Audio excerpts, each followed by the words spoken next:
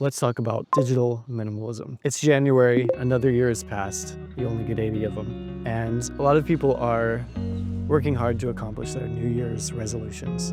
But we all know that 99.99999, a lot of nines, percent of people are not going to accomplish their New Year's resolutions. That's because they aren't putting in focused time and effort throughout the year towards accomplishing those goals. The average person spends 1,100 hours per year scrolling through Instagram, scrolling through TikTok, scrolling through YouTube Shorts, and working in their free time to put money in the pockets of billionaires who don't give, frankly, a shit about their lives. Instead of wasting those hours a day that you spend on your phone, what if you directed that time towards accomplishing something good in your life, or spending it with people that you care about? How much better would your life be? Would it be 10 times better? Would it be 100 times better? 1,000 times? I'm about to turn 31 in March, and if there's one important thing that I've learned so far in my life, it's that you have two assets that are important in life. One is your health, and one is your time. Money can be regained, things can be regained. You can get new jobs, but the very most important assets are your health and your time. So don't neglect your health and don't waste your time. And that's what digital minimalism is about to me. It's about taking back control of your time. And by extension, taking back control of your life. So I know you're all waited on bated breath to hear about my 2025 digital minimalism EDC as a freelancer in Tokyo. Let's get into it.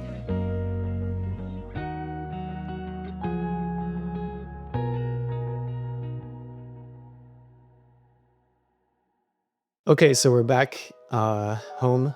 It's definitely not a different day. And let's just get into it. So I have my man purse here, and let's see what we got in it. So first of all, we got my wallet. I don't know if you guys know, Japanese wallets have this like pouch for coins, which is really cool. But it's also really annoying because they if you get change, you'll get a lot of coins and you put it in this, and then sometimes your wallet will not close very well. Let's see, so first of all, we have my A7C camera. I have this Viltrox 28mm 4.5 on here. It's got this interesting lens hood that's like attached or like built in. It's a really cheap lens, but it's not that great. It doesn't focus very close, but it's really the only lens that is small enough to fit in this bag for a full frame camera, which is really nice because it makes it very portable, especially on the A7C. Next we have this. This is Sony Walkman NW A306. It's a portable music player.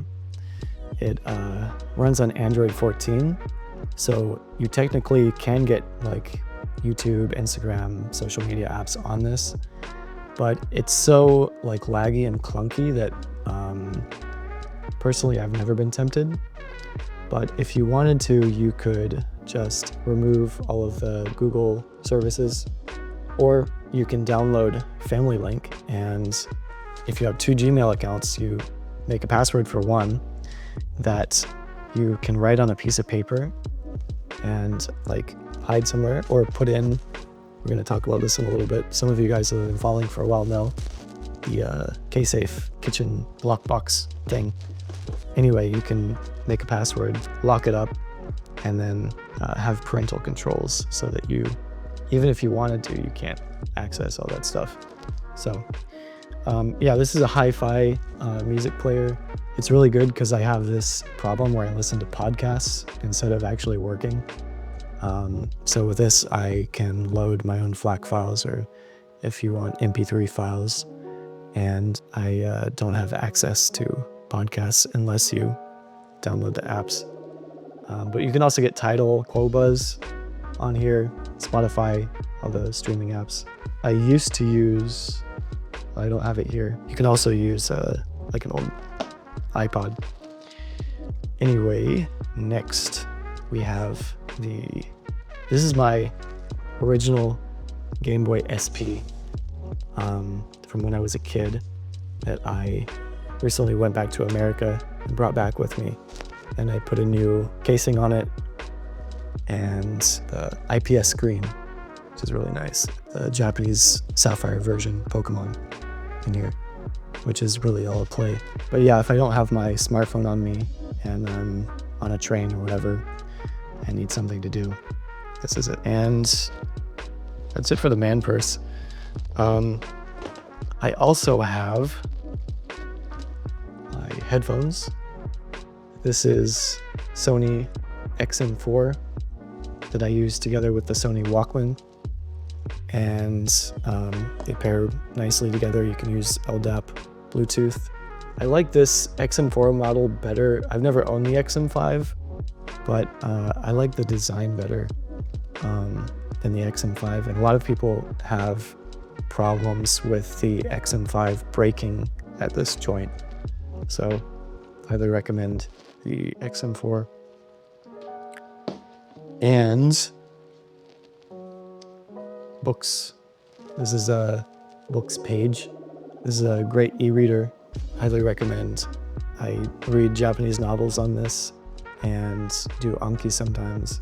One thing, it is a Chinese company and they probably do track your information and send it back to China. So if you're worried about that, just don't connect it to your Wi-Fi and stuff, and you should be fine. But this is, I used to have a Kindle, paper white, I think, but this is way better.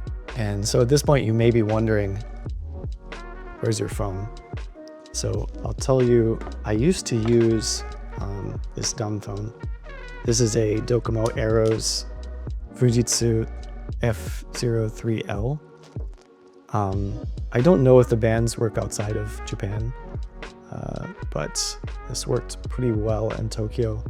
The only problem that I had with it was that Japanese dumb phones, Garake, no longer support Line, which is what everyone uses here to text and call. You know, it was almost there, but not quite. But I do recommend this. If you can use the bands in your country, I do recommend this. But what I'm using now is actually on my wrist. Shout out to Reisu, who is formerly part of the Korekara podcast. Yeah, he made a video talking about using the Apple Watch as a dumb phone, and it convinced me to get data from my Apple Watch. It has all of the functions that you need for a phone. It has maps, you can get Line, text messages, phone, like calling, Audible, all of that, just without the YouTube, Instagram, TikTok, all that stuff.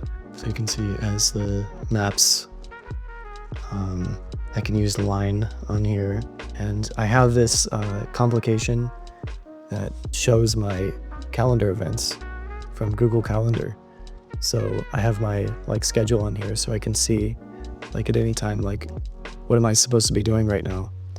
You know, if I'm supposed to be working or it's lunchtime, and it gives me alerts when it's time to switch tasks, which is really, really helpful for me, because I have a hard time switching tasks. So a lot of times I'll be working and get immersed in working, and then it's lunchtime and I completely forget.